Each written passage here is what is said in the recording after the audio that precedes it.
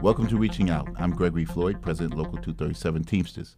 Joining me this segment is our very special guest, Ken Adams. He is the president of the New York State Economic Development, and he's also a commissioner. Ken, welcome to Reaching Out. Good to be here. Thanks, Greg. Thank you. Before we begin, can you tell us exactly the agency that you head up for New York State? Sure. Empire State Development is New York State's leading economic development organization. We work under the direction of Governor Andrew Cuomo to implement policies all across the state to help the private sector create jobs and put New Yorkers back to work.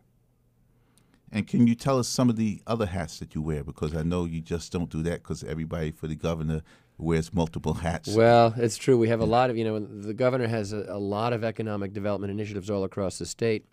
And so, for example, I run Empire State Development. I am the commissioner, as you pointed out. But we run the Regional Council Initiative for the governor. I work very closely with Lieutenant Governor Bob Duffy to run these 10 regional economic councils, one for each of the regions across the state, where we get grassroots ideas and support for economic development initiatives, local communities determining their economic futures, and then we drive those resources, state resources, to those key projects in those 10 regions all across the state. So that's another one of the things that we do, as you say, the many hats that I wear. Well, tell us, I know that was announced last year sometime, I believe it maybe February of 2012, 2011. Right. What is the progress? Give us one of your regions and give us an example of some of the work that was done. Well, that's a great question. Each one of the 10 economic regions that the governor has set up put together, as you say, back actually in 2011, a 5-year economic blueprint, an economic development plan. And the reason for that, Greg, is the governor recognized this is a big state. We have 500,000 businesses across the state, 62 counties, 19 million people. It's a very broad and diverse economy. So there's no one economic development strategy for the whole state. And there isn't an upstate, downstate thing either. It's much more complicated. And so the governor said, look, each of these regions has to figure out its own economic future. Each one has to recognize the assets, the opportunities, the strengths, higher education, manufacturing, agriculture, food, beverage, all the different sectors of the economy, tourism, big one.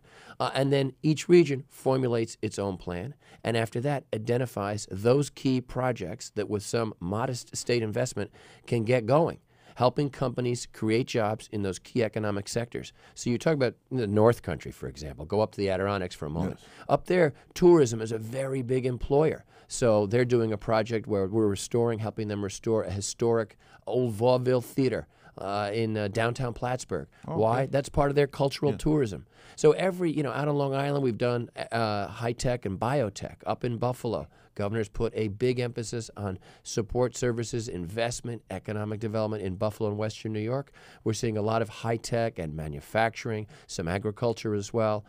Every region has a different blueprint, and our job at Empire State Development is to allocate state resources to help those regions develop their own economic future.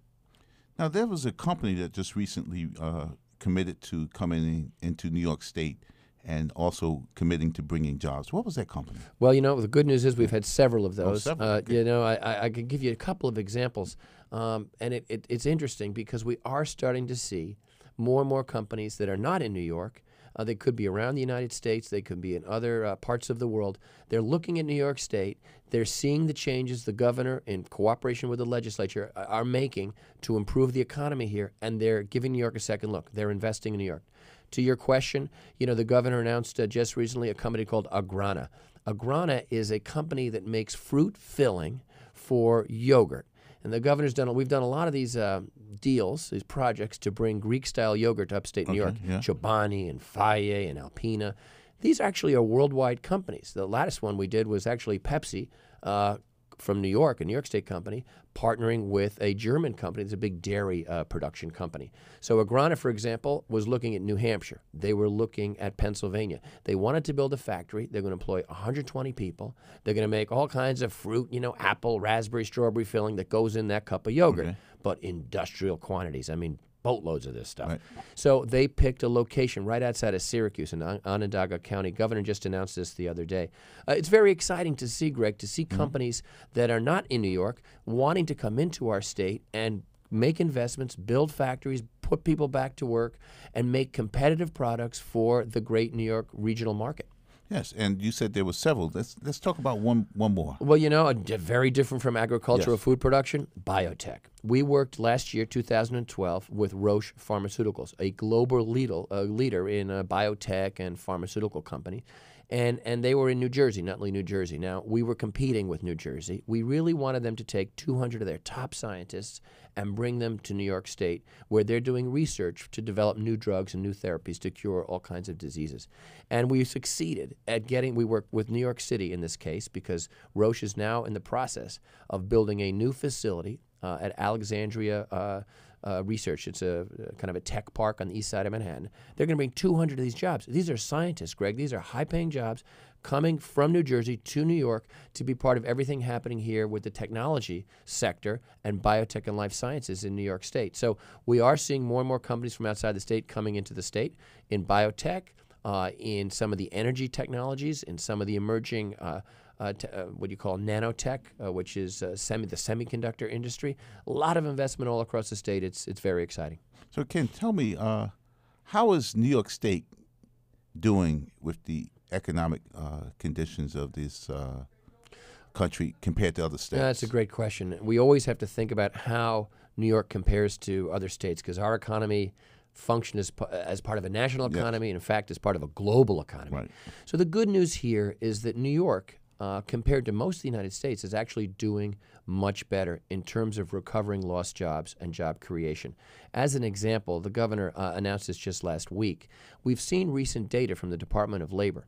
New York State has actually recovered all the jobs lost that were lost as part of the Great Recession, the economic downturn of 2008. September 2008, yes. That disaster, right? So we lost lots and lots of jobs, but we have recovered. Private sector job growth, we've had 17 months straight of companies adding to their payrolls and creating new jobs. 2012, you're talking about 115,000 new jobs. January of 2013, just recently, 30,000 jobs in that 1 month.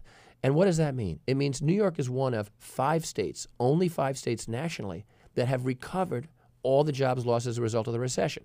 And frankly, some of those other states, like North Dakota, there's a reason for that, because they're doing a lot of extraction of minerals and natural resources, oil and things like that.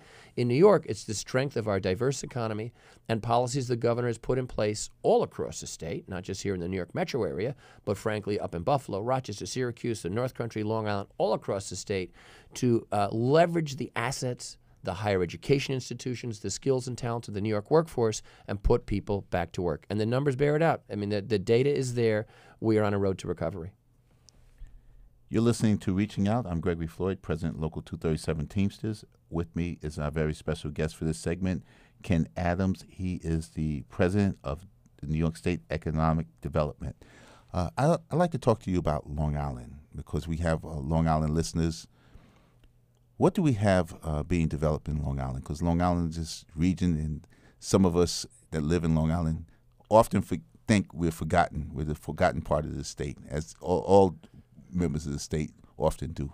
But what do we have new development coming to Long Island? It's a very interesting situation on Long Island, both Nassau and Suffolk counties. I mean, we're seeing, and we've seen this for some years, Greg, a transition from an economy where certain industries like aerospace, defense contracting, you think of Northrop Grumman, BAE, some of these large companies that did a lot of manufacturing jobs. We're seeing a transition from those sort of companies where they are. Some of the manufacturing jobs, we have unfortunately lost those to other states and other places, and there's a big contraction at the federal level in defense spending, and that used to sustain a lot of that manufacturing and technology employment on Long Island. So that transition is interesting. We see now more that sometimes they're smaller, but they're more high-tech companies in a variety of, think of Computer Associates and all of the related computer and communications, telecommunications. A lot of healthcare and life sciences out at Stony Brook. If you think about Cold Spring Harbor and the unbelievable research they do there, you think about Brookhaven National Labs out in the Suffolk County. We've got a lot of great scientific research on Long Island in these institutions, and more, that's leading to the development of small companies where they take that research, Greg, and they start little startups. We're running, so the governor helped us get some funding that we can put into an investment fund, and we're making strategic investments in some of these small companies. So what we're doing is, what you're seeing is the leveraging of that research and that great scientific research at those institutions on Long Island to the creation of small and mid-sized technology companies. That transition is very powerful, again, in biotech and life sciences. And we've got a company we work with at Empire State Development, Amneal Pharmaceutical. They're in Brookhaven. They're doing a major expansion of their manufacturing facility where they make things like ibuprofen and basic drugs that people take. So there's a lot in healthcare and life sciences. And always in Long Island, especially Suffolk County, agriculture remains actually a very big part of the economy, as does tourism. Agriculture, you got along North Fork wines and things like that, but actually Suffolk County is one of the strongest parts of the state for landscaping and gardening supplies and materials. Very strong in that sector, very strong obviously in tourism, the Long Island beaches, and lots of great tourist and historic attractions, real estate development, construction. So there's a lot of activity in Long Island. It's a broad and diverse economy. Thank you, Ken. Unfortunately, that's all the time we have for reaching out in this segment. Our very special guest is Ken Adams. He is the president of the New York State Economic Development, also a commissioner with New York State, Governor Andrew Cuomo's administration. Thank you, Ken, for being on the show. Thanks, Greg. Great to be here.